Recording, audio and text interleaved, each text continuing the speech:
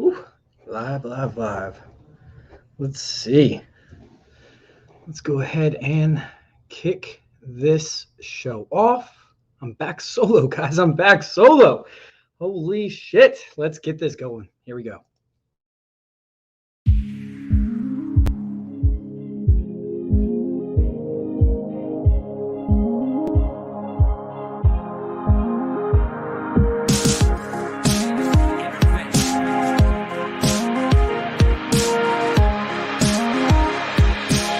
This is Fantasy Intervention.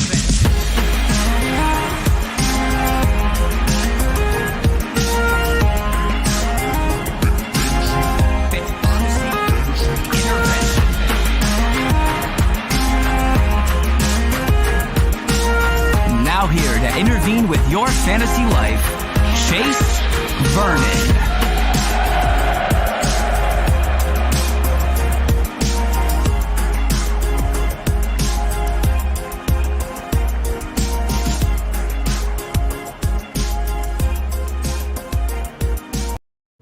What's going on, guys? Welcome into another episode of Fantasy Intervention. What's going on? Chase Vernon here to drop in and talk to you guys about a few fun things happening. Yeah, that's right. And I've been getting requests. Jamie, I know that you're one of them, along with John Johnson. A few other people from Fantasy Football Discussion have been hitting me up and asking me, where are my solo shows? Because I haven't done a solo show in, at least minimum since DFS last year. And it's probably like halfway through the season before I started bringing on guests to help me dive into these matchups. So it's been a minute. I'm probably a little bit rusty when it comes to getting this stuff kicked off and getting these solo shows rolling. So give me a second, but we're going to get it right. And we're going to make sure that you guys end up with some week one lineups for DFS that are going to absolutely crush it. Because honestly, there are so many different values to be had. I mean, I'm sitting here and I'm looking across like this sheet and we're going to talk about a few of them. But I mean, for example, we have Antonio Gibson at 5,900. That's absolutely insane. Travis Etienne at 4,900. I mean, these are just a few of the names that we're going to be covering in this episode. However, before we actually dive into the DFS, I want to announce that I actually have released my little secret weapon that I used for a lot of my DFS weeks that actually made me a lot of money. It's going to be on fantasyintervention.com.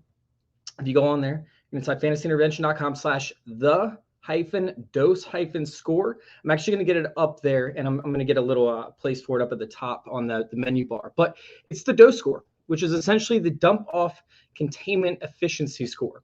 It measures the defense's ability to contain pass-catching running backs. And I'm not talking about like the CMCs of the world. I'm not talking about the Austin Ecklers, the Alvin Kamaras.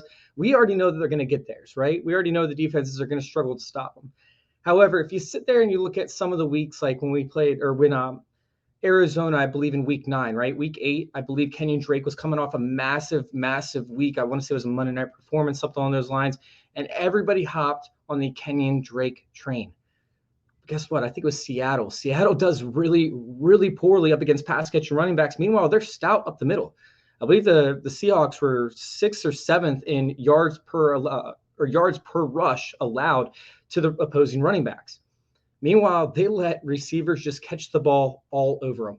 They have, the worst DOCE score, which is dump-off containment efficiency score, out of any team in the NFL at a 1.63. If you guys go to the website, check it out. You know a little bit more about what I'm talking about there. But, I mean, they are terrible at stopping pass-catching running backs. Meanwhile, the NFC East as a whole is actually really fucking good.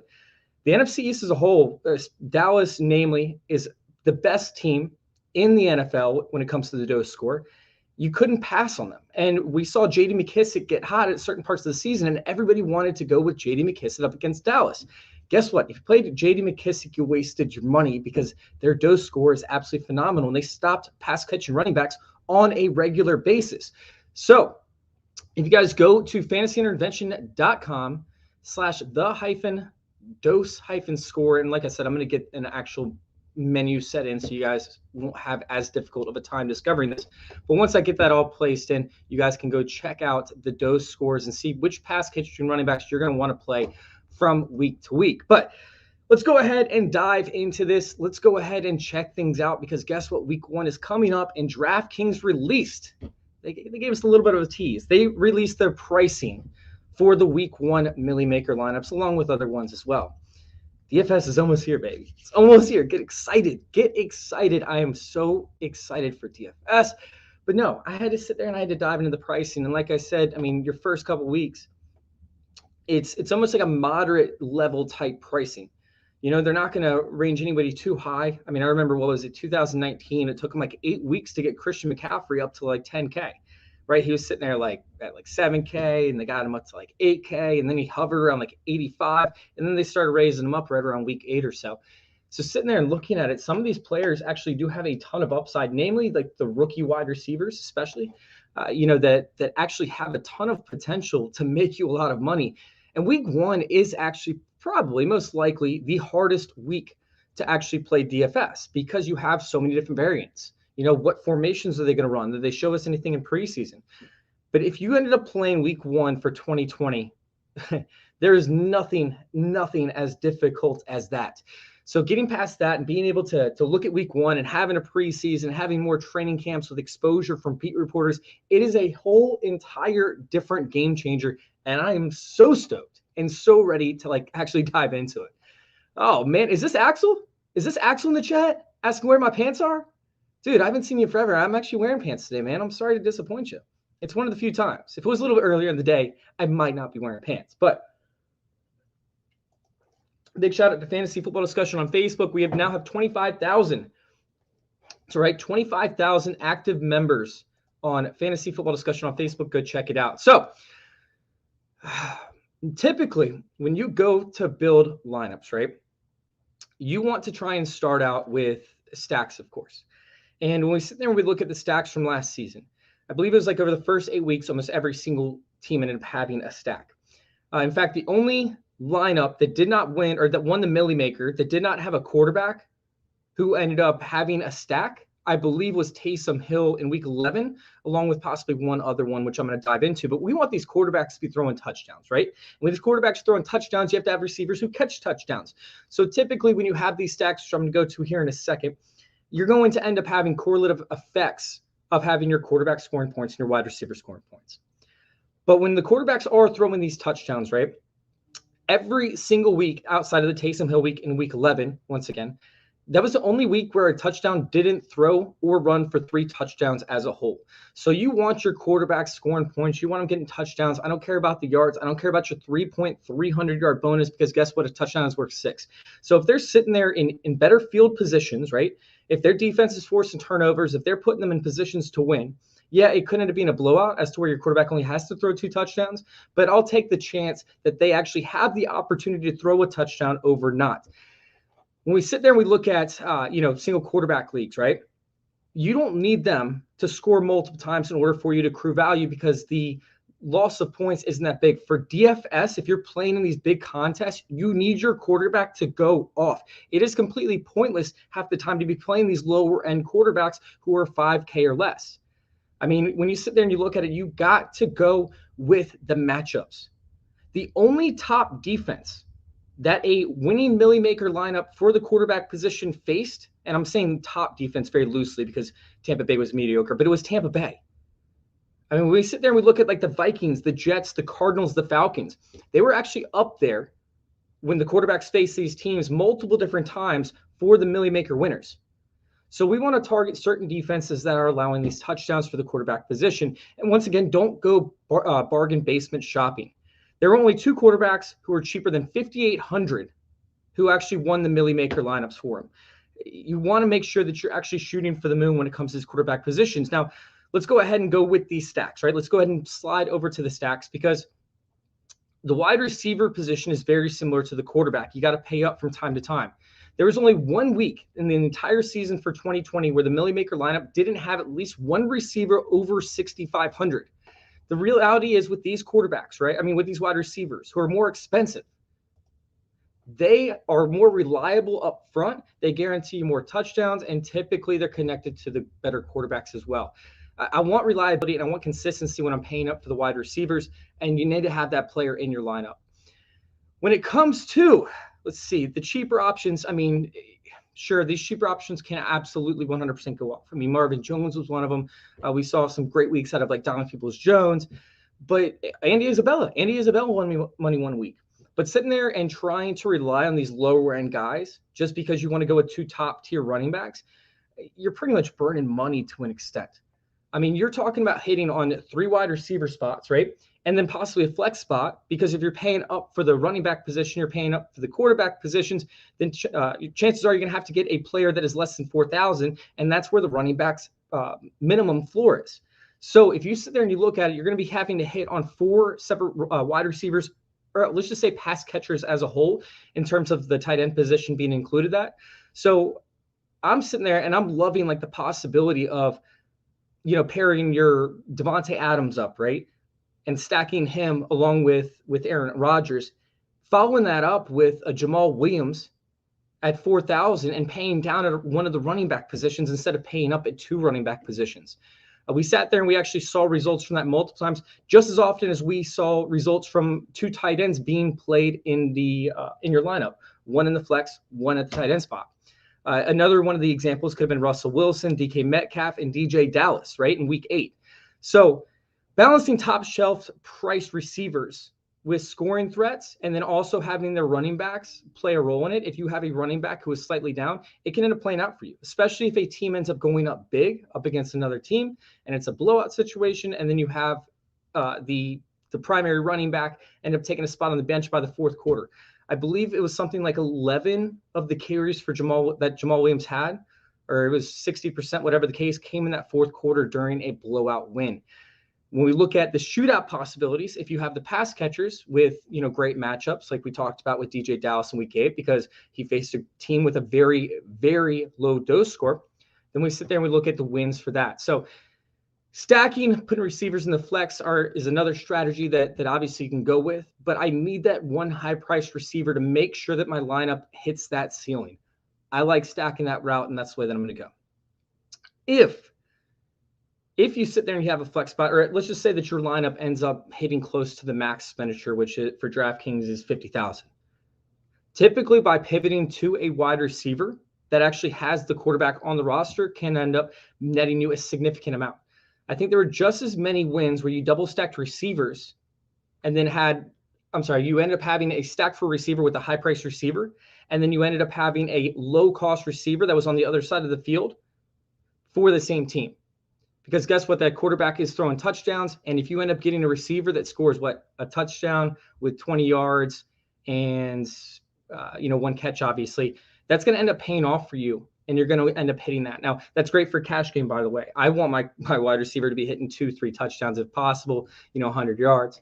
But if you're sitting there paying, $3,500 for a receiver, right? $3,800 for a receiver on the back end side of things. If you're getting, let's just say, 5 catches for 60, 70 yards and a touchdown, meanwhile, Devontae Adams is going ham and getting 2 touchdowns himself and 120 yards, you're going to end up making it big in the Millie Maker lineups if the rest of your lineup pans out. As for the running back, having 3 running backs works, but you have to have at least one of them not be expensive, and the second one be kind of middle tiering. If you end up having 2 major running backs, it rarely ends up working out, at least for the Millie Maker lineups, because a lot of other people will try to set the same ones. And then typically with how loose the variance is for that wide receiver position, you rarely end up hitting on all 4 that are lower end players. So wait, what's up, Bob? Sorry, I just saw your comment right now if you're still in. I honestly, like, he's sitting there and he said, how can it be a solo show with the stash included? I mean, the stash is commanding presence, and in itself, you're right. You're completely right on that. I didn't really think about it when I was doing the post, but I do appreciate that comment for sure.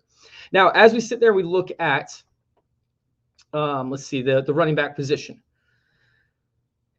Yeah, like I said, if you end up playing 2 higher end running backs, no matter how low that third running back is, it's not going to end up paying off for you because of the fact that you're sitting right now around 42 to 45% of your roster being engulfed by these 2 running backs.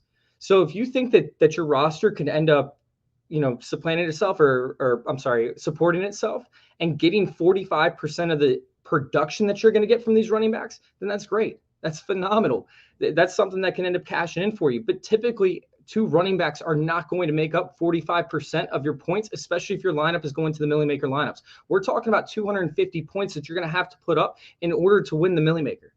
Two running backs is not going to get you 45% of that. That is rarely going to hit. Go with one stud running back. You have one mid-range running back, one lower-end running back, and that could end up working for you. But you're going to be chasing gold if you try to go for these two higher-end running backs and think that they're both going to hit. Meanwhile, you have to still hit on the variance of the back-end wide receivers. So as we look into it, we have the tight ends. And the tight ends were tough to pick up a reoccurring theme on. I mean, the one thing was clear is the return on investment for tight ends inside like $5,000 to $6,000 range was almost non-existent. Typically, those guys gave you mediocre points, essentially. So it's not something where you're going to get higher end production. Sure, you can see consistency, but you're not punting the position when you end up going for 5,000 to 6,000. But you're also not getting the Darren Wallers and the George Kittles. If we sit there and we look at, let's see, like the early week one projections of pricing, I mean, Travis Kelce's at 83, which makes sense up against Cleveland, who is horrible against the tight end, although John Johnson is there. Might get a little bit tougher for Kelce, but I mean, Kittle's 2,000 less. Hawkinson, 4,900. Goddard, 4,800. I mean, we're sitting there and looking at a massive, massive price discount for the tight end position prior to the season, and I think that's something to tackle. If we have some of these lower end options, somebody like a Zach Ertz, who I know isn't, great right now. However, Ertz is having connections with the tight ends. They're saying that he's looking great in camp with it. And they said that Zach Ertz is actually outperforming Goddard. I don't think that Ertz will be the starter, but he is outperforming Goddard right now. We look at, Hayden Hurst, who is still going to see the field. I mean, I think they're going to end up rolling Hurst out with Pitts in multiple different situations throughout the year. And that could be DFS gold up against the Philadelphia Eagles, who have been absolutely brutal up against the tight end situation. I mean, there is just so much gold to be had, but I think it's either you got to pay up or you got to pay down. If you sit there and you aim for that $5,000 to $6,000 range, it's not going to be worth it. You're going to get very middling points, end up fading that spot. When you end up coming about this strategy, right, and you talk about how you're going to build your lineups, you start out with a stack, right? You end up getting your quarterback, your wide receiver. If you want to add a running back, a second wide receiver, or tight end, that's up to you.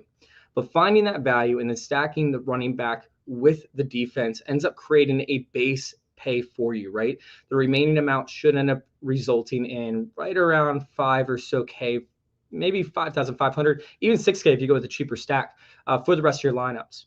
As we sit there and we look at it, it's something as to where these higher scores, right, they end up coming from a more expensive base stack and then hitting on guys like Traquan Smith occasionally. Gabriel Davis was like another one that I saw, in a lot of different lineups that were Millie Maker winners. Hitting on these guys where you're just cashing in is the optimal way to build your lineup. We want to see that 36% or so to 39% of your roster taken up by a 3-man stack that includes the quarterback, the wide receiver, and then whatever other position you want to add on to it. There's really no wrong way to build a stack unless you go like quarterback with 2 running backs. I mean, which I guess could work with Lamar Jackson, but essentially you're going to be wasting money because your running backs aren't going to get the majority of the targets from your quarterback outside of, like I said, with Lamar Jackson. All right, so why? Or some ask me when I actually, because this is an article, by the way, for Player Profiler, playerprofiler.com. It just got released today. If you guys go check that out at playerprofiler.com, you can get everything that I'm saying, but 10 times more depth. I'm just kind of skimming over the top of it. So I have been getting a few questions about why not increase your ceiling and go with a player from a different team. And the likelihood that you hit on a wide receiver from another team around the same pricing that you could go with a stack, it ends up being volatile. Obviously, your quarterback is throwing to somebody. And so you want that connection between, you want your 2 players to correlate with their points, because when one person gets a point, it ends up essentially almost doubling your points. But the other thing is getting it right. Like, why not getting a wide receiver on the team who's scoring points that you want your quarterback to link up with? I mean, occasionally, like, you have a Dak Prescott 3 touchdown, rushing on the season, or I'm sorry, in a game, and it ends up destroying your wide receiver values. But either way, he had to get down there somehow, some way. So I think it was like CeeDee Lamb or Amari Cooper ended up having a ton of catches and ended up making up for the lack of touchdowns that they had. That stack still ended up paying off. But I think the difference between the lineups that won the most and the lineups that, complete shit out were like the stud player that some people were able to get into their lineups. You have the flyers, which are great, but the stud player who is going to be in the majority of your lineups, you're going to have a 25%, a 30% roster share of your DFS being tied to this player. A player for me last year, like DeAndre Swift was a big one. A player like Antonio Gibson, who won me a lot of money. That's the difference maker. And if you sit there and you find that stud, and you find that guy that you go with, and you put him in, a quarter of your lineups or 30% of your lineups. I had 60% of my lineups. I think that was the difference between hitting your cash line every single week and also hitting the tournament cash line as well and making that consistent. Finding that stud is absolutely crucial. So as we look into some of the studs, we talked about briefly about Antonio Gibson for week 1, right? With or up against the Chargers. He's only 5,900, which I think is absurd. Chris Carson at 5,900. Travis Etienne, which is kind of mind-blowing. He's at 4,900 up against the Texans. I mean, even James Robinson is a little bit underpriced. As we look, and obviously this is, pending who plays, but we have Russell Gage up against Philly, who could be working a little bit out of the slots. Darius Slay will probably be one-on-one with Calvin Ridley. I think that could be one of the stud lineups. Deebo Samuel up against Detroit is another one. I mean, there's just player after player after player that I'm going to have a ton of shares of across the DFS platforms who aren't that expensive. Finding that player, finding that guy that you like, and sticking with that player, I think is absolutely crucial. Let's go ahead and let's dive into the stacks that I'm going to be targeting for week 1. And as we look into it, let's see. There's certain players like, all right, for example, Devontae Adams, right? He's only 8,300, which might seem high. Might seem a little bit high at 8,300. However, after his first 4 games in 2020, he never saw a lower price, right? I mean, when we sit there and we look at Saquon Barkley, we might never see a lower price than 7,800 for the rest of 2021. I mean, there's certain players that have significant value because of the DraftKings pricing. On the other opposite end of the spectrum, we have like Austin Eckler, who will see his 4th lowest price since week 1 of last season, but they're playing Washington. So although he might be considered a value, I mean, Washington was I believe they were top 10 in DOCE Score, dump off containment efficiency, and playing 13 pass catchers back in 2020, they allowed a score of 11.3 to the running back, which puts their DOCE score at 0.80, which is 13th. Landon Collins coming back. Cam Curl will be back. They got Jamin Davis in the draft, who is going to be an absolute monster at middle linebacker.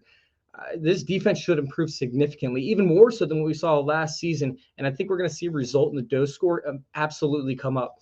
Certain teams, they're going to try and run the ball up the middle. It's not going to work. So they're going to try and pivot over to passing the running back. That's still not going to work. I think Washington's doing a great job of rebuilding their team. And I think that ends up leaving Austin Eckler as a loss of value instead of increase in value pending his pricing. So let's go ahead and go into these stacks, and let's talk about the first one that I have. And I think this one's a little bit obvious. We have Aaron Rodgers, Devontae Adams, who I already mentioned, Allen Lazard. Aaron Rodgers at 6,800, which I think is an insane steal. We have Devontae Adams at 8,300. We have Allen Lazard at 4K. That's 19,100 in salary. That's a 38.2% of your salary taken up, which is that sweet spot. That's the area that I want to be in when it comes to my stacks. Honestly, I feel like this is a chalk stack, though. I think I'm starting out with a chalky stack. I think it's a little bit obvious. And you could go with, an Aaron Jones. That's going to raise your percentage up significantly. Robert Tonyan's another option. Randall Cobb's another option. Even Marquez Valdes-Scantling, I think, is appealing. But I think Allen Lazard is the correct answer. In week 3 of 2020, he blew up the Saints, who they play. He had 6 catches for 146 yards and a touchdown. He's that deep threat, and the Saints are struggling. They are struggling in the secondary. They lost Janoris Jenkins and Justin Hardy, right? They also lost recently, 2 days ago, Patrick Robinson retired. So as we sit there and we look at the Saints, it's not going to be a great situation. They did bring in Brian Poole, who was great in the slot last year, by the way. He was phenomenal in the slot. He only played a handful of games, but he was great in the slot. He was brought in to play the slot. He only has 36 snaps on the outside of the past 2 seasons. So if they decide to move him to the outside, which is a big if, I don't know that they do, but if they move him to the outside because their outside receivers are so poor, then we're going to be looking at P.J. Williams and Chauncey Gardner-Johnson to take over that slot role. Guess where the Saints got beat the biggest in DFS for 2020? That's right, the slot position. It was absolutely brutal. I mean, every single chance that I had, I was attacking P.J. Williams. I'm like, oh, P.J. Williams in the slot this week, I'm going for that. Chauncey Gardner-Johnson in the slot, I'm attacking that. If there was a superstar in the slot, I was playing him 100%. That's why they brought in Brian Poole. That's why they brought him in. So if we sit there, we look at it, the replacements on the outside. If Poole stays on the inside, the replacements are Prince Mukamara, who was a third-round pick, or third-round pick, Paulson Adebo. Mukamara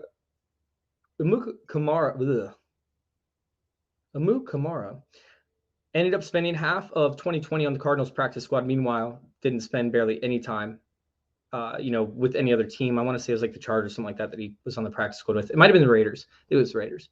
Meanwhile, Adebo opted out in 2020, and 2019, he was a ball hawk, but he got beat bad on double moves. I mean, I was watching the film from Gabriel Davis. Woo! Oh, man, he painted his back porch red. It was embarrassing. Those double moves got him every single time, and this is what Adebo was known for. He's got great hands. He's got great length, right? He could be a great cornerback in his league, but he gets burned on double moves. If we sit there and we look at Lazard on the outside, who pretty much just runs goes. That's all he does. He's 6'5". He's a massive human being. He just gets these go routes. I mean, it's similar like Colin Johnson. He's not going to be running anything crazy, but his double move is his best attribute. That is his best attribute, 100% hands down. It's that double move. It's getting to the outside, acting like he's going to do a quick curl, and then getting deep. So I love Lazard for week 1. I just want who's ever going to be on the field with Aaron Rodgers, because I think he's going to be pissed off. And sure, you could end up seeing, Marquez Valdes-Scantling beating the team deep. It's very, very possible. You could see Randall Cobb, who Aaron Rodgers just begged the Packers. Didn't even beg. He demanded the Packers. He demanded it. He said, Packers, bitch, get me Randall Cobb. You can see him forcing some targets to Cobb. So far from training camp reports, they're saying that him and Tanyan have great connections.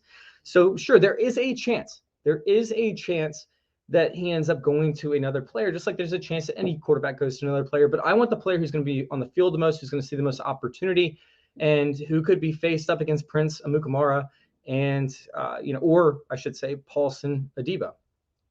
Either way, I'm going to be tackling Aaron Rodgers, Devontae Adams, and piling a third onto this stack multiple different times. Do I need to talk about why I want to play Rodgers and Adams anymore? No. I'm going to go ahead and move on. All right. Let me scroll down.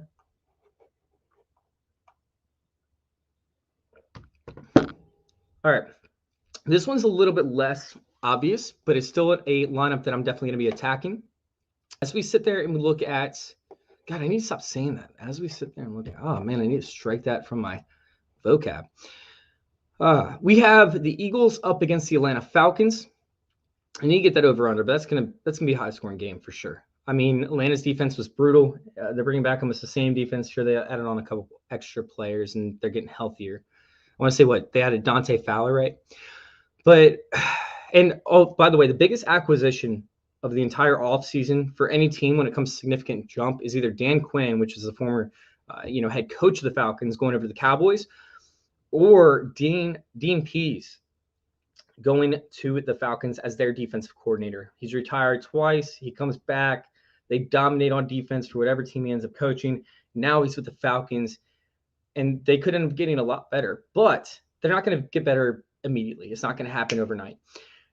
This is the same talent, right, that they had from last year for the most part, outside of a handful of players. And this team gave up the 6th most explosive plays in the passing game and the 12th highest explosive pass play rate. So, yeah, if we couple like the lack of talent with the uncertainty of how the Eagles offense is going to operate, because we don't know how the Eagles are going to roll things out. We don't know what type of offense they're going to end up going with. We could end up seeing a bunch of big plays coming on the Eagles side or up against Atlanta Falcons. Then we sit there and we look at, oh man, it's the 5th highest total when it comes to scoring, by the way, with only a 3.5 point spread. Man, I honestly believe with the big plays that the Eagles gives up and how bad their secondary is outside of Darius Slay that we could see a shootout. It's going to be absolutely a massive scoring game, and I think we're going to see big things to come from Jalen Hurts fantasy-wise and for DFS purposes up in 2020 at least, or 2021 to start out the year. But they never really got him high enough, right? I mean, he's scoring 24 points, 43 points, whatever the numbers were. Now he's priced at just 6,400, which is kind of absurd to me. I mean, we're talking about if he gets over 20 points, his return on investment is cashed in. Like, you're getting your cash back. That's what? 20 points. He's going to get 25 points. If he gets 30 points, that's a book. It's game over. At 6,400, if Jalen Hurts ends up hitting 30 points and he ends up having a receiver that does it and you get the right stack for that, it's game over. You're making money. You're going to make a significant chunk of change. As long as you build the rest of your roster, you could just say safe because Jalen Hurts is going to get you there. And up against Atlanta, I don't know what they're doing pricing him at 6,400. Maybe they're thinking that he doesn't have a chance to start, so they don't want to overdo it. I don't get it. I mean, we sit there and we look at what Taysom Hill did up against the Falcons last year, which is similar to what we could see for Hurts, but Hurts is a better runner than Taysom Hill is. I mean, Taysom Hill still ended up scoring, I think, 25 points up against the Falcons last year. And I think 2 of those were rushing touchdowns with only 1 passing touchdown. It's crazy. Although the Falcons have only faced 3, arguably 4 mobile quarterbacks in 2020, they still allow the 6th most rushing yards to the quarterback position and the 3rd most rushing touchdowns to the quarterback position. How is he priced at 6,400? It makes no sense to me. You could roll out Hurts naked. Roll him out butt-ass naked, right? Don't even have him stacked with anybody. Pull like a Cam Newton, like Rosalie Michaels and I talked about back in like week 4, 5, 6 or whatever when we ended up winning a significant amount of money. You can roll out Jalen Hurts naked and rely on his rushing upside, and he's still going to end up cashing in. However, I'm going to go Jalen Hurts 6,400. I'm going to go Jalen Reagor, who you guys know I hate. If you listen to the show, you know I hate Jalen Reagor. But this matchup is way, way, way, way too sexy. I mean, if he sees any kind of coverage up against Isaiah Oliver, it's game over. Like, he's scoring touchdowns. And then you have Zach Ertz, who I talked about briefly earlier. I like Goddard. I'm not against Goddard. Let me check Goddard's pricing real quick. Yeah, his pricing's up at 4,800. So that's not terrible. You can go with Goddard. But if you want to save money and you go with Ertz at 3,800, you can stack this lineup chock full of studs. I mean, at 13,900, that's only 27.8% of your roster. Like, that's massive. Like, that is absolutely insane. 28.7%, I think is what I said, right? Of your salary is going towards a 2-person stack or a 3-person stack, essentially. Like, this is money.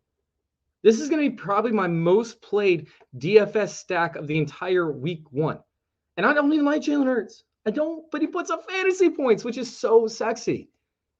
It's so sexy.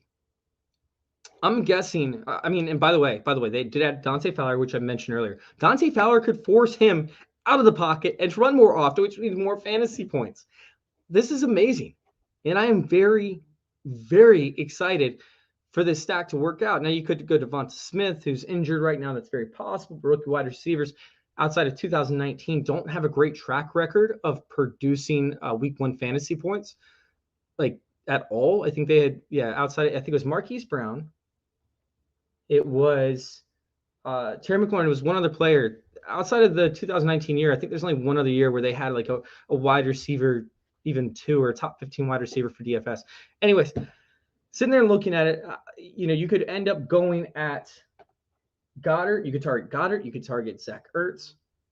I'm going to be targeting Jalen Reagor, Zach Ertz to stack with Jalen Hurts, or I'm just going to run them out naked. I'm going to do it. I'm running out butt-ass naked. If we sit there and we look at the Falcons, 28th up against the tight end in 2020. And, Nick Sirianni averaged over 30% of his snaps with multiple tight ends over the past 2 seasons. So Ertz is going to see snaps. I'm going that route, and I'm just going to stack this team. 27.8%, right? Or, it's 27.8%. That's just too sexy of a build. All right, let's go ahead and let's hit up our next stat, Kyler Murray. Kyler Murray up against the Titans. The Titans are going to be historically bad this year.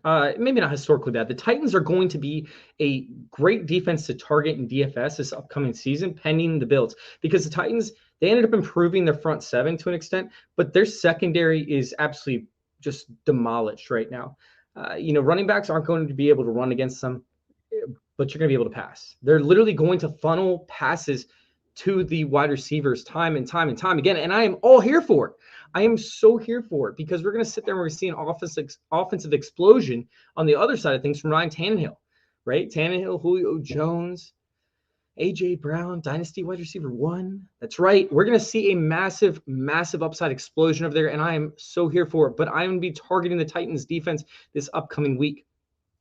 When we go and we break down Kyler Murray at 7,600, DeAndre Hopkins at 7,800, and then I'm actually going to bring up Rondale Moore if Breon Borders plays the slot. I tried to talk to Hollywood Titan about this. He thinks it's going to be somebody else, but I don't see a third-round rookie starting over Breon Borders, who knows the system to an extent.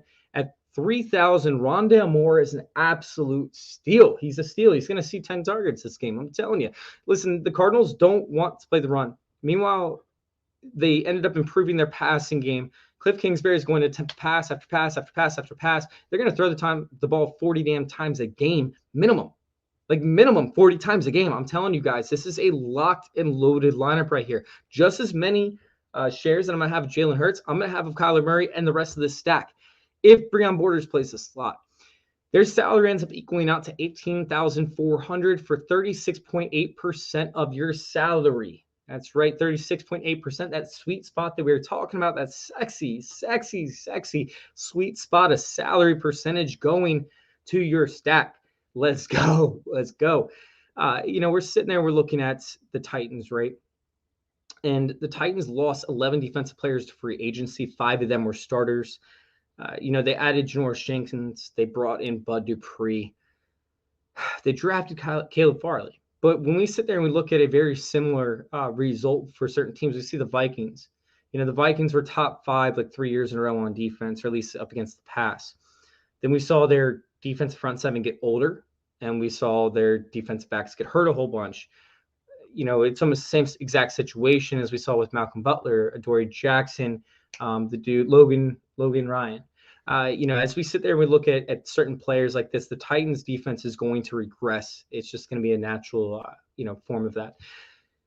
When we sit there and we try to dissect the Titans defense and how it performs, I just think it's going to be a shit show to an extent. They weren't great up against the pass last year. It's going to be even worse this upcoming season. Janoris Jenkins was a great pickup for them. Don't get me wrong. However, Janoris Jenkins is going to play the Malcolm Butler role. What did Malcolm Butler do in 2020? He shadowed the top receivers from time to time when they needed it. I believe when Adoree Jackson was actually out. So if they ask Janoris Jenkins to do that, which I don't know if they will, but if they ask Janoris Jenkins to do this, we're going to see just an explosion out of DeAndre Hopkins. Janoris Jenkins actually struggles up against bigger wide receivers. And the New Orleans Saints did a great job of actually hiding that. There were multiple times in DFS last year where I tried to target Gronkowski lining up on the outside, or O.J. Howard lining up on the outside when O.J. Howard was healthy. I talked about it briefly. Or Mike Evans out on the outside up against Janoris Jenkins. Anytime that a wide receiver went to the outside and Janoris Jenkins was there, they moved Marshawn Lattimore to that side. They moved a safety to that side. They did whatever they could to keep Janoris Jenkins off of bigger receivers, because guess what? He sucks up against bigger receivers. The perfect example was up against the Vikings, I think, actually. I think, who was it? Adam Thielen, who's 6'3" or so, ended up having like 2 touchdowns and a field day. Oh, here it is. 8 passes. He caught 8 passes on 9 attempts for 94 yards and a touchdown, while Jenkins was in coverage on him. So obviously that's a massive, massive, massive, red flag. And if the Titans trying to use him in a shadow coverage, it's game on for DeAndre Hopkins. If they don't, it's game on for DeAndre Hopkins. So regardless, DeAndre Hopkins is going to go off.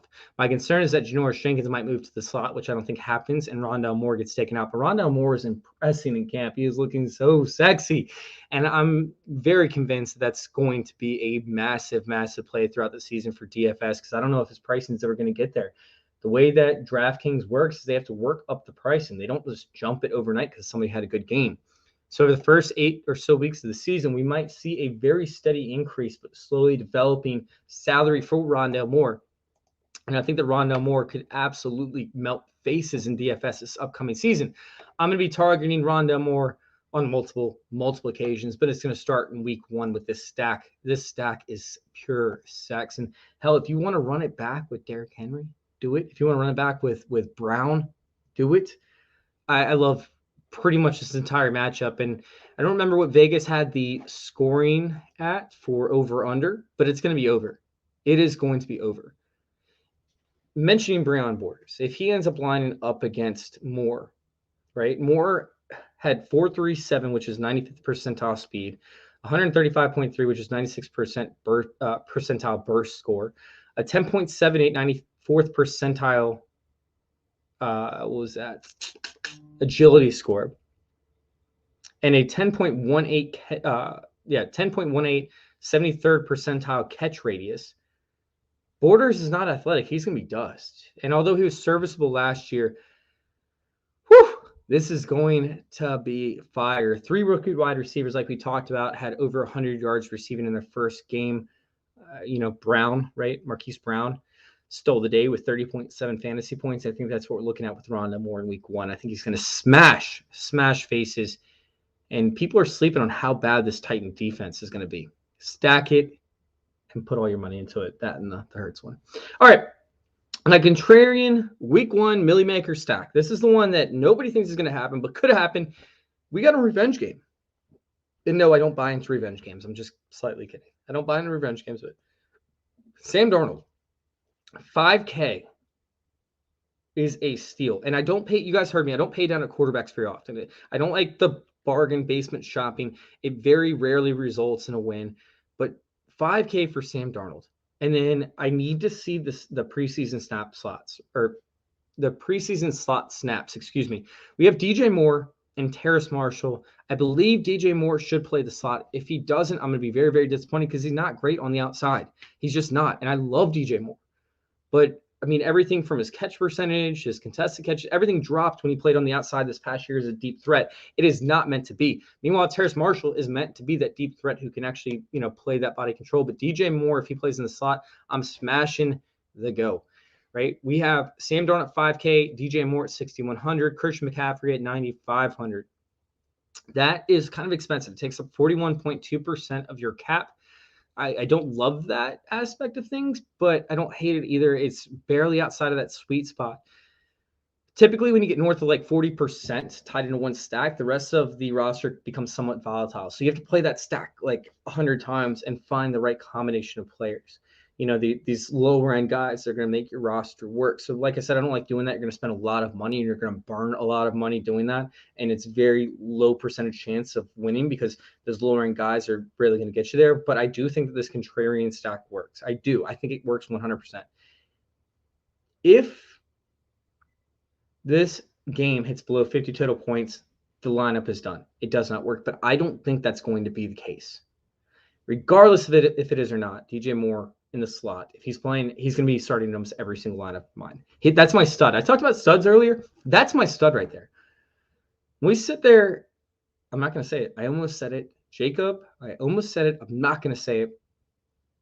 If DJ Moore goes to the outside in preseason, I'm pivoting to the rookie in Terrace Marshall instead of DJ Moore. If I do pivot, it makes it a little bit more swallowable with the salary. We have 17,700 at 35.4% of your salary taken up.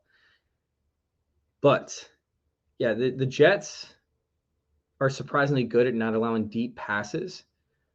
And we're pretty much bringing back the same team in the secondary that we had originally. Now it's a whole different front seven, but the same secondary. However, the one area that the Jets were really, really good in, right, was the slot position. And we already talked about Brian Poole. He left and went to the Saints. Now they have the 2020 undrafted rookie in Jalen. Wait, is it Haviland? Haviland? Guidry? I don't even know how to say that. I need to look that up. I need to do some language classes. I typed it out. I just didn't look it up. All right. So, anyways, he's going to be manning the slot, and he held his own in 2020, but he rarely saw opportunities. I think he played like 3 full games. They were up against very bad slot corners. Now he has phenomenal speed. He ran a 4.29 40, which is 100 percentile. That's great, but his 5.9 stature could hurt his contested catch ability, and also really hurt him in the red zone. That's why I really like Terrace Marshall. I don't really like DJ Moore in that spot. I think that DJ Moore is going to earn his yards catching short passes and doing work after the catch up against an inexperienced player. However, Terrace Marshall is also inexperienced. So if Terrace Marshall plays the slot, I'm going to be relying a lot on him in the red zone. Either way, Guidry only had a 13% target rate. I expect that to skyrocket in 2021. What we saw from him and his efficiency, I think is going to decrease majorly, and I think teams are going to pick on him in this upcoming year. Quote me on that. Go ahead and write that down. But either way, when you have Sam Darnold, you play the slot guy. You play the guy in the slot. In 4 of the 8 games where the Jets slot receiver Jamison Crowder played with Darnold, he hit over 20 fantasy points. In 2 of the 4 games where Braxton Berrios took over for Crowder with Darnold playing, he scored at least 16. Darnold likes these guys who are close to the line of scrimmage. He doesn't like to throw it downfield. If he does, he normally throws interceptions. So we're going to rely on the slot receiver, especially a hyper-athletic one in DJ Moore, who should dominate the receiving this upcoming year. Robbie Anderson, no. Nope. DJ Moore, yeah. Fuck yeah. I'm going to be piling on DJ Moore. Let's go. Needless to say, you want Christian McCaffrey. The workload reportedly won't be altered. We'll see what that happens. We'll see. It's not going to be altered. And his injuries from last season, they're in the rearview mirror. I don't see them happening again for 2020. The Jets have the 3rd worst DOCE score, which I talked about, the dump-off containment efficiency score. And they allowed the most receptions to a running back in 2020. They allowed the most receptions to the running back. Teams are just dumping off to the running back time and time again. Guess what Christian McCaffrey does? He takes dump-offs and he turns them into touchdowns. He takes them to the house. I'm telling you guys, this is a smash play for a contrarian lineup. Sure, I'm not going to end up playing him probably more than 15% of my lineups. I'm talking about the stack itself of Christian McCaffrey, DJ Moore, and Sam Darnold. But as a contrarian play, if you want to throw 10 lineups in there that have a contrarian aspect to them, I think this is the one that you go to. I think it's a low chance of hitting, but it's a very, very high upside. Like I said, I don't like playing down a quarterback, but this one could work out because guess what? Sam Darnold doesn't have to pass the ball downfield. He just has to dump it off to Christian McCaffrey and DJ Moore. If DJ Moore plays the slot, he only has to throw 5 air yards per pass, and he's going to cash it in. Meanwhile, let's talk about some of the other things to consider. I want to consider Trevor Lawrence, DJ Chark, and ETN. Fantasy outcomes can go in thousands of different directions for this. We could see Marvin Jones go off. We could see Laviska Shenault go off. We could see just James Robinson run the ball 100 times and crush the Texans. I think he did last year. However, if this somehow turns into a shootout, I don't know if it does, but we don't know how improved that Jaguars defense is. If it somehow turns into a game where each team is putting out, 28 points apiece and turns into a 56-point game, guess what? Etienne's going to have to be involved in it. 4,900, he makes too much sense.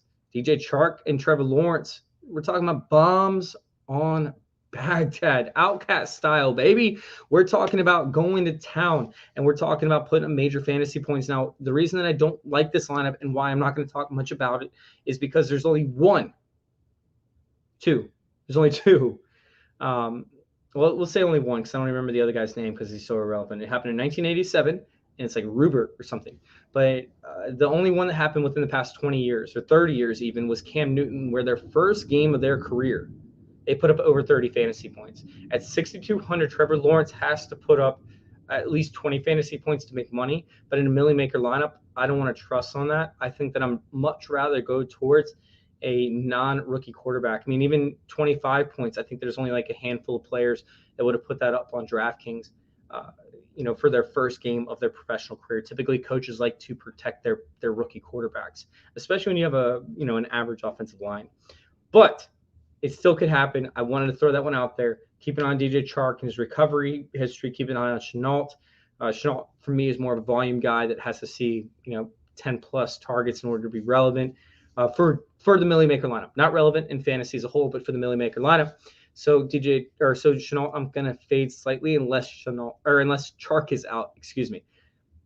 We're getting towards the end, guys. We're almost there. Stick with me here. Whew. All right. Let's go with my next one to keep in mind. Oh, this one's weird. Okay, so this one I secretly like, but I don't want to admit that I like, but I kind of like. And that's Jimmy Garoppolo with George Kittle and Mostert. Jimmy Garoppolo is 5,500. George Kittle is 6,300, and Mostert is 5,800. Now, they're playing the Lions, and we already know the Lions are just not a good team, and they're trying to revamp, and it's not going to happen. Very similar. I love Dean Pease, right? Who's coming in for Atlanta, but that defense is not going to just completely swap up in the first game of the season. It's going to take a few games for them to get accustomed to defense, to understand how each player is going to play, and they're going to give up some big plays. But the Lions, they could end up getting swallowed up by the 49ers defense, pending how, they adjust from Robert Saleh leaving town. Jimmy Garoppolo would be left with short fields and opportunities to score if that is the case. Like I said, cheap quarterbacks rarely work out. But would you be shocked if the 49ers got 4 passing touchdowns in this game from Jimmy G for 200 yards? No, it's not other possibilities because they could be left with short field positions. And this is what I was talking about at the very beginning of the show. When you have short field positions and you can throw 4 touchdowns, it's way better than throwing for 300 yards to get 3-point bonus if you can get 2 extra touchdowns out of it. Give me that all day. Meanwhile, George Kittle, actually, you know what? I'm going to save George Kittle. I'm going to go with Mostert. Mostert, when healthy, he gets the rushing opportunity, but he also gets targets. And the Lions have the 9th worst DOCE score, the dump-off containment efficiency, in the NFL. Meanwhile, they don't pay any mind, right, to the tight end position. They were 4th up against the tight end. I'm sorry, don't pay any mind up against the tight end position. They have a little red 4 right next to the tight end. Don't pay that any mind. They allowed a whopping 9 touchdowns at the tight end position last season, and Logan Thomas was arguably the best tight end that they faced. What? 9 touchdowns and Logan Thomas was the best tight end? That is brutal. I mean, you could, sure. Let's go ahead and say Robert Tonyan was the best tight end. Regardless, they didn't face a good tight end. Like anybody in that second tier, third tier, let's say third tier of tight ends, that's not good. And now they get George Kittle? Oh, give me all the George Kittle I can take. George Kittle is going to smash faces at 6,300. He is 2K less than Travis Kelce. Are you kidding me right now? 2K less than Travis Kelce. Because Detroit. That's an embarrassment. And last year, DraftKings, they were really slow to adjust their pricing to the tight ends. I think it took a while to get Travis Kelce up there. Actually, let me pull it up real quick, and I'll let you know exactly how long it took to get Travis Kelce up there. Travis Kelce started at 7K, 7,500, 6,500, 6,400, 69, 7K, 72, 73, 7. Travis Kelce didn't get to 8K until week 15. Week 15. We're talking about a tight end that's put up 30 points, 30 points, 29, 30 points. Literally, it's almost all 30-point matchups. Guys, could be the same situation with George Kittle. This could be the same exact situation with George Kittle. He's going to smash faces at 6,300. This is just slightly below where Travis Kelce started. George Kittle, 6,300. The value there is undeniable. Smash George Kittle for week 1 in your DFS. And like I said, I don't love bargain basement shopping for quarterbacks, but Jimmy Garoppolo is not bad. He's going to be starting. If it's Trey Lance, that's even better. It's even better for this stack. I said Jimmy Garoppolo, George Kittle, Mostert. If it's going to be Trey Lance, it's even better. And I think Trey Lance is actually cheaper than Jimmy G. But I see Jimmy G starting week 1. So one thing to keep in mind is how the preseason goes and injuries play out. Please pay attention to this pricing. Things do change. One of the situations that absolutely could change is the rookie wide receivers. That's a big one. I mean, Kadarius Toney was getting rave reviews and said that he might start week 1 pending, how everything goes. He's looking sharp. Who knows how the fuck that shit goes. But the rookie wide receivers are something to keep an eye on. They also raise the fastest out of any other position when it comes to the rookie wide receivers. Keep an eye on those guys and how they progress. But let's go ahead and finish this off with stacks for defense versus the running back position. Let me see real quick. Oh, there it is. Sorry, I got multiple screens running. All right. I don't understand the hate for Gaskin. That's why I said it. Myles Gaskin. The dude's going to ball out. I mean, he's 16th. He's the 16th highest priced running back. And the Patriots in week 1, they got tougher. They got better, right? The Patriots defense is going to be dominant this year. And this one probably makes me the most nervous out of any take that I've had so far. But I still am going to be playing a significant amount of Gaskin this upcoming year.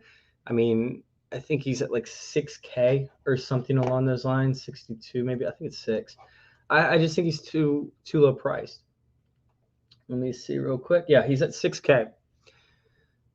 The Patriots have this mentality up against the running back position they've implemented over the past couple of years, and it's pretty much bend but don't break. They allow the what is it?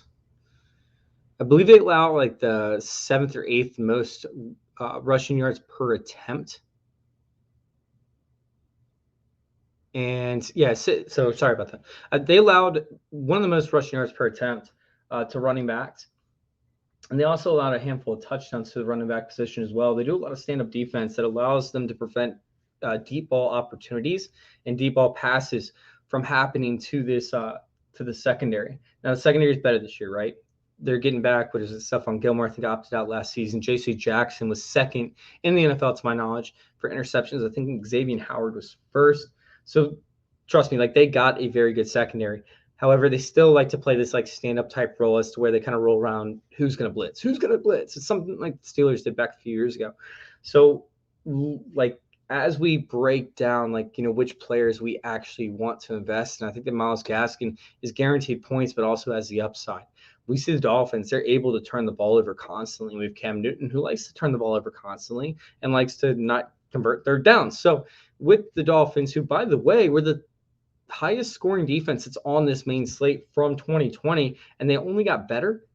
Like, they only got better, and yet they're the like 13th highest price. They're middle of the road when it comes to the price, and they're like 2,900 or something, 3,900. Where's my sheet? Sorry, I'm losing my sheet, guys. Losing my sheet. Yeah, they're only at 2,900, and they're facing, you know, a Patriots offense that is probably going to be very middle of the road. My concern is that the Patriots don't pass enough. But if the Miami Dolphins can force some turnovers and put themselves into advantageous situations, you know, especially towards the end of the game, we could see Cam Newton throw some pick six. And I love the Gaskin Miami Dolphins stack.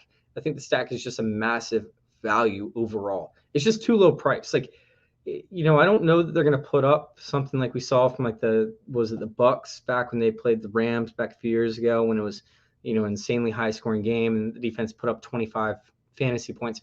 But I still think that 12 to 15 points is in the realm of possibilities. And at 2,900 for the defense and 6K for the running back, I don't see why you wouldn't roll them out in like 15 to 20% of your lineups. As for Gibson, he's only 5,900. And Washington's defense is at 3,200. Meanwhile, like, yeah, the Chargers defense is good up against the running back. However, they're really, really poor in their DOCE score. We sit there and we look at their DOCE score. Let's see. They were the second worst dump-off containment efficiency score in the NFL. They scored a 1.52 on the scale.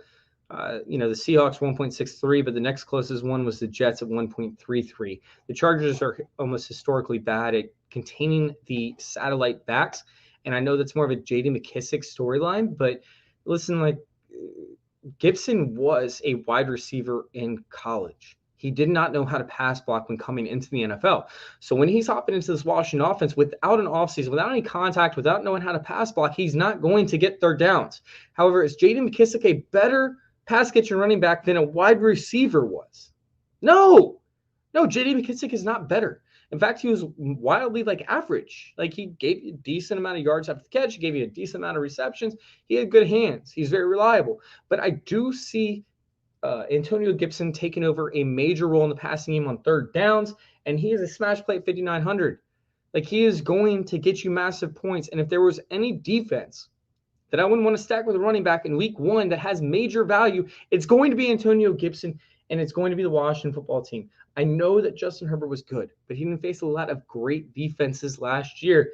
And if we sit there and we look at what Washington is doing right now and how they're going to be forcing turnovers, how they're going to contain Austin Eckler, and how they're going to force, Kendall Fuller to cover Keenan Allen, and how Keenan Allen's going to have to beat one of the best corners in the league on a regular basis. It's a smash play. In fact, the only guy that I really like on the Chargers side is Mike Williams up against William Jackson, because William Jackson is a little bit shorter, and he kind of struggles. He's great in press coverage, but he gets beat deep from time to time, and Mike Williams can actually succeed. That's the only way that I see this Washington football team not putting up at least 10 fantasy points on their defense up against the Chargers. I think that's a smash play. It's a smash play, and you need to get on that play right now. Last but not least, sorry I'm running out of juice, guys. This is the first time I've done a solo podcast in a minute. Hope y'all enjoyed it. If you guys did enjoy it, make sure you guys leave a comment in the chat. And yeah, make sure you guys go check out our DOCE Score over there on Fantasy Intervention. As soon as this episode's over, I'm gonna go put the DOCE Score up on the menu so it's a little bit easier to find. And I'm probably going to change the hyperlink as well. Anyways, let's go ahead and look at my last one that I had. And that's Chris Carson and the Seahawks defense up against the Colts. First off, we don't know who the defensive, the quarterback's going to be. Right? The Seahawks defense improved majorly as the year went on. Carson Wentz, man, he doesn't target his running back a whole lot. Like, he doesn't overly target his running back, which is, the Colts' kryptonite essentially, is allowing, pass catching running backs to get yardage up against him and points up against him. Carson Wentz, either way, if he does start, he was a turnover machine. I think last season, let me see, I think I have this up.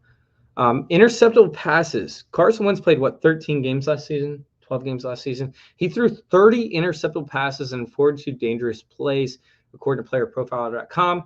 That was actually the second most interceptable passes in the NFL, behind only Matt Ryan and tied with Matthew Stafford. So Carson Wentz played a handful of games and still threw almost all of his balls as interceptable passes. Now, typically, I'm like, hey, don't worry about it. It's the offensive line. Carson Wentz a lot of time. But guess what? Back in 2019, he was also up there at interceptable passes. I'm telling you, this is something as to where, it could be a smash play for the Seahawks. You send Jamal Adams in on the blitz, he's going to be getting plenty of sacks for his tail end of the game. I'm assuming because of the Seahawks defense, by the way, they're great at containing the running back. They're terrible against pass-catching running backs, according to the DOCE Score, like we talked about earlier. However, when we sit there and we look at their containment, I think they were, 7th up against the running back in yards allowed per carry, or they were at least top 10. I don't know if Jonathan Taylor is going to do it for them in this game. And so that's going to leave the Colts in a pretty much a catch-up situation. I think this could be the highest scoring game of the weekend, depending on how the Seahawks offense ends up, working their way out. And a lot of these receivers love it. Like, Will Dissly loves this offense that's kind of rolling out right now for the Seahawks. So if Carson Wentz is down, if Jacob Eason, if they're down, they're going to be throwing a lot of interceptions, getting a lot of sacks at the tail end of this game. And the Seahawks defense, even if they allow 30 points, they're still going to probably put up at least one pick six, if I had to guess, probably a handful of interceptions and a handful of sacks. I'm loving the Seahawks defense. They're my number one pick. And Chris Carson is a great play. Indianapolis was great up against the run for the running backs, but they were very subpar up against the pass. That's done. That's it. I'm done. Thank you all to all of you guys that made it through. It was a lot. Sorry to bore you. These are my solo episodes. If you guys want to hear more, shoot me a message or just, leave it out saying that you like the stuff. I love doing these shows. It was an hour and 4 minutes long of me talking straight. I can do it, but it's a lot of work. We have DFS coming up here soon. Hopefully we can get collabs with Jacob over there for fantasy intervention and player profile, and we can get something worked out. But I'm excited for DFS, if you guys couldn't tell. Me being able to talk for an hour and 5 minutes shows it. So I'm excited. But yeah, go check us out, guys. You guys can find me on Twitter at FF_intervention. Once again, that's FF_intervention. You guys can go find our content on YouTube, youtube.com/fantasyintervention. And make sure you go check out the DOCE score, which I'm going to be putting on the menu tonight. It's the DOCE score. DOCE score. You guys can probably find it throughout all Google and everything like that. I'm going to put it on the menu at fantasyintervention.com. Fantasyintervention.com. It helped me win multiple weeks in DFS. I cashed in. I think it was week 9 with Chase Edmonds. I cashed in on Antonio Gibson up against Dallas because I knew not to play pass catching running backs up against Dallas. The DOCE score will be up by tonight. It's going to be on fantasyintervention.com. Guys, go check out all my articles on playerprofiler.com and fantasyintervention.com as well. Thank you guys for listening. Seriously, thank you guys for sticking with me as long as you did. I see I still have got north of 10 listeners so far. I don't know how. I have no idea how I have over 10 listeners still, but thank you all. And thank you guys for letting me intervene with your fantasy football life. We're out.